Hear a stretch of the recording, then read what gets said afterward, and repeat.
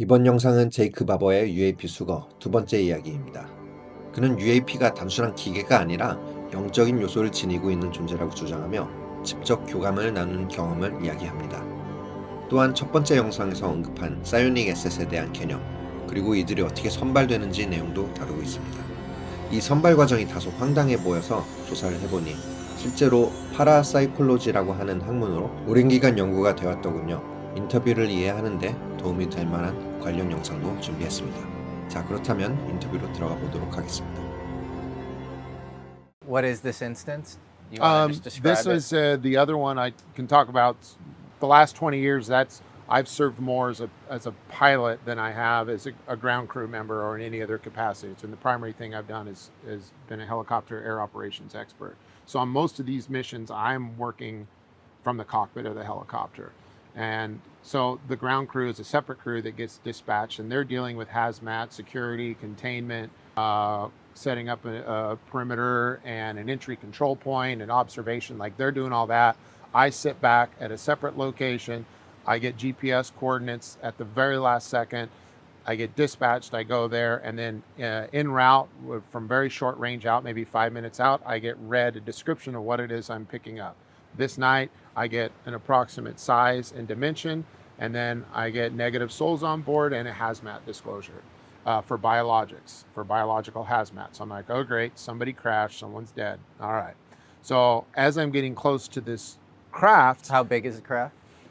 again, it's not that big, probably 25, 30 feet, but it's like a disc that's maybe the size of this concrete What color? slab here. Like, this one's dark gray, like a dark matte gray or black. I was getting very little light signature. There's nothing about this inherently that it's like that could be one of our crafts. I mean, Where is this, by the way? California desert. Okay. Similar location? Similar, yeah. But as I'm flying and I get closer to this craft, it's, well, first of all, it's quiet. When I say quiet, it was quiet on the radios at that time, but my mind wasn't quiet. I start having this very emotional experience. I haven't explained it this way before, but it's like when you feel like you're about to throw up, but you're not sure. You're like, am I going to throw up? Oh no, I'm good. I'm like, no, it's gonna happen. Like, it was like that. Sad or ominous, was- or how It was. would you describe it? It was beautiful. It was a beautiful feeling. Fuck, but it's so weird. It's like that. It's like that minor chord as a kid. It's like that sad beauty. It's like a first, a minor third, and a fifth. It was beautiful, but there was a sadness to it. Did it communicate anything? I didn't get a message other than, like, I just felt like I was in the presence of my mother. It was like a feminine energy that was loving and sad. But the closer I got, the more intense it got. I hooked up. As I'm flying back to the drop site, I'm like completely overwhelmed.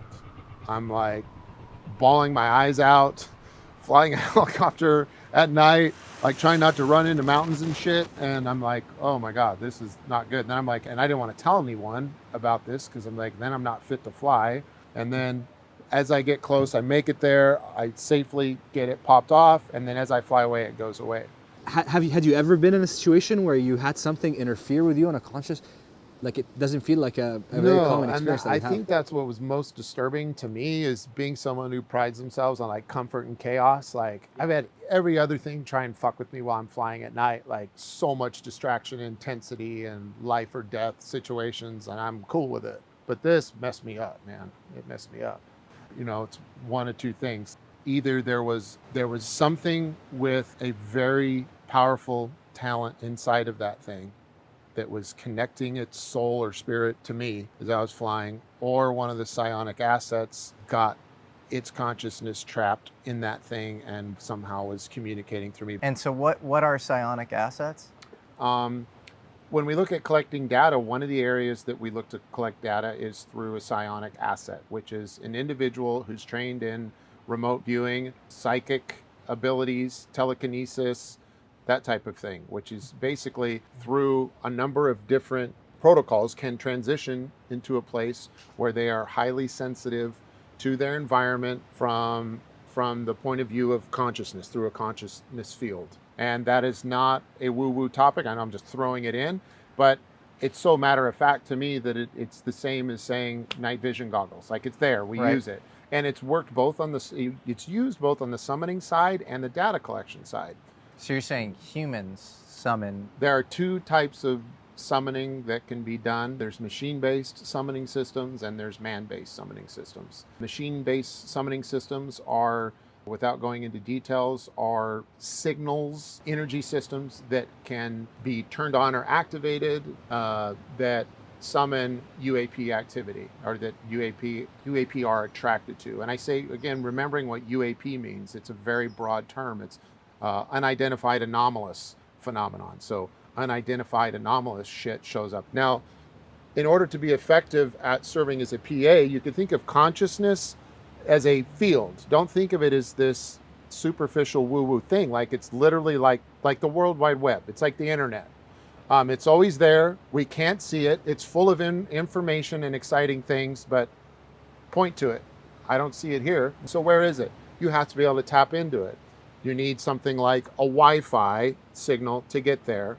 So individuals that have this gift are people that have been trained and have the talent to serve as a Wi-Fi to tap into the consciousness field where everything in the universe seems to exist or have its presence.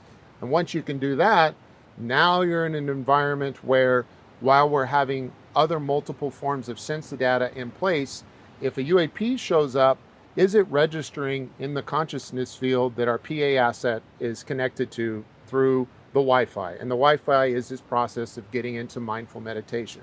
Two things are happening in that process or protocol of serving as a PA. Lowering intellect, increasing intuition, and then reintroducing intellect at a higher level as an observer, not as a driver. How do you do that?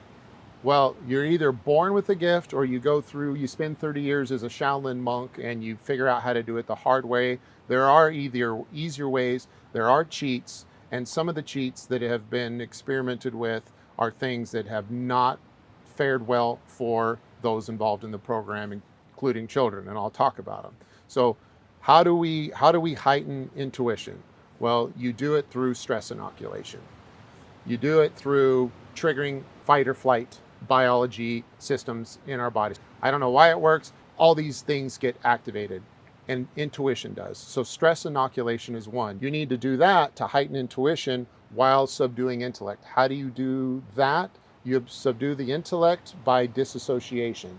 So there are chemical ways to induce disassociation, proactive ways that you could do yourself, like through meditation. But all in all, those are the two things you do to get into that state. Well, kids are naturally way more visceral in both of those things. They're naturally more intuitive. Their intellect is lower. There is one more thing that you have to do to even enter that, and that deals with the other eye, instinct. So your instincts have to be satisfied at this time. So that just means you have to be comfortable. Can't be hungry, can't be horny, can't be tired, can't be worried about your survival. You can't be cold, you can't be hot. So all that has to be taken care of, so the limbic part of your brain is not like freaking out, while the prefrontal cortex, that's more responsible for the hardware that helps you connect to the consciousness internet, is. So satisfy the instinct, heighten the intellect, or suppress the intellect, heighten the intuition, add back in the intellect at a high level, boom, you're in it. Now, there's another way that we do, and that's through hardware. One of the guys on our team has made a breakthrough recently and uses a system which is ultrasound system that can target the brain and induce, or at least take a lot of the edge and the struggle out of transitioning into that state. And most of the experimentation that is done and the testing that is done in order to find the people that can serve in this role is done through a random number generator. So he runs a random number generator program, and then has the subject sit there, and then has the ultrasound equipment run into the brain. The consciousness is activated through heightening intuition and lowering intellect. And now the individual can impose its will on this random number generator that's running in a computer and can cause the number to move up if he wants, or causes it to move down. And for context for the audience, a random number generator is basically a graphical interface that shows ones and zeros. Yeah. It's a binary computer, and it's tied to something that is conventionally thought of as random in quantum mechanics. So radioactive isotope decay, a photon bouncing around a little box. And so it's a perfect digital coin flip. Over a long enough time scale, you should expect the same amount of ones and zeros. And if you're saying that through stress inoculation and dissociation, or through this hardware technique, somebody can, in a statistically significant way, affect Yes. that, it's called a Z-score in this random Z-score. event generator, so you get more ones or more zeros, you're basically saying that that person has more ability to render their reality. Through consciousness, they can affect reality of that. Which And is nuts. the middle line is the reality, right? Any deviation is infinitely mind-blowing. And what happens is crazy, because once the subject looks over or realizes they're being successful, they're like, oh shit, I'm moving the thing. Then it's all brrr, and it drops back down, and they got to go back into it. And then you'll see the trend moves up and down. And when they kind of come out of it and realize they're moving it, it goes back down. And then it almost becomes exponential. A close friend and mentor of mine used to specialize in this experiment at Princeton, their parapsychology lab, or the Pear Lab, where they studied all sorts of anomalous, stuff. And he would call this the rebound effect. And you can analogize it with playing basketball and you're making a bunch of shots or whatever. Yeah. And then all of a sudden you become conscious of it, and then you have this snapback effect. And it's Yeah. in life generally. People have these sort of upward momentum streaks, and then Yeah. they come crashing down. Yeah. And there's always this sort of local mean reversion. Yeah. And so it's wild to see that actually exemplified in the form of an experiment. 방금 이해하기 어려우셨죠? 지금 보이는 기계는 1초에 200번 동전을 뒤집는 시뮬레이터입니다. 앞면과 뒷면이 나올 확률은 각각 50%이므로 평균값은 100에 수렴해야 됩니다. 그런데 관찰자가 뒷면이 나와라 라고 의도를 가지면 이렇게 결과가 중앙선에서 벗어나는 실험 결과가 있습니다. 저도 아직까지 반신반의하지만 다른 예시를 보니까 조금 설득이 되더군요. 해당 분야가 연구가 많이 진행이 되어서 통계학적으로는 유의미하다고는 합니다만 아직 과학적으로 왜 그런지는 모르니까 그냥 참고만 해주세요. 다음 클립을 끝으로 영상을 마치도록 하겠습니다. 감사합니다. About normal. All right, give me one more try. But anyhow, I just wanted to kind of show you how this works. We play with this on and off, and it's a good practice for holding magnetic fields at a constant in their minds.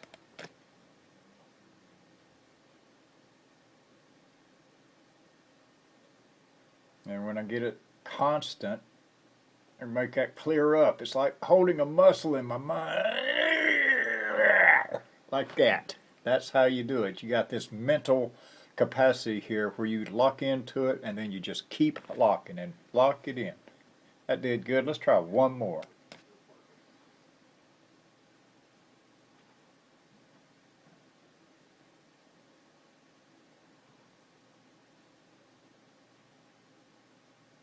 See there? I'm pulling a muscle in my mind. Oh yeah, that's what I mean. That's more significant there, that my mental influences affected the numbers.